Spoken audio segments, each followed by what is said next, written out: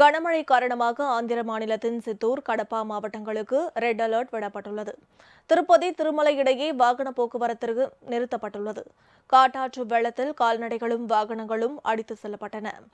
வங்கக்கடலில் நிலவும் குறைந்த காற்றழுத்த தாழ்வு மண்டலம் காரணமாக சென்னை மற்றும் தெற்கு ஆந்திராவில் கனமழை பெய்து வருகிறது.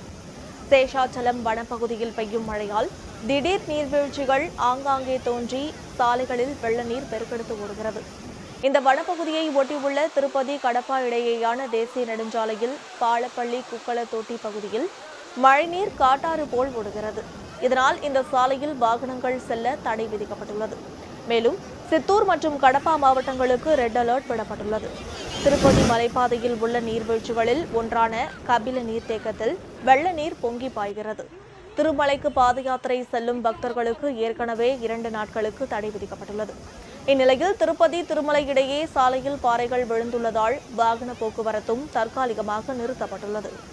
திருப்பதி, சிவஜோதி நகர வீதிகளில் பெருக்கெடுத்து ஓடிய வெள்ளத்தில் எருமை மாடுகள் அடித்து இழுத்து செல்லப்பட்டன.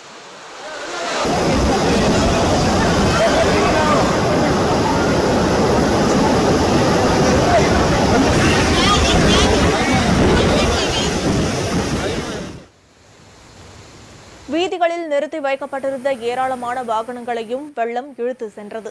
இதுபோன்ற அதிகன மழைக்கு இதற்கு முன்னர் எப்போதும் பெய்ததில்லை என்று உள்ளூர் மக்கள் கூறுகின்றனர்.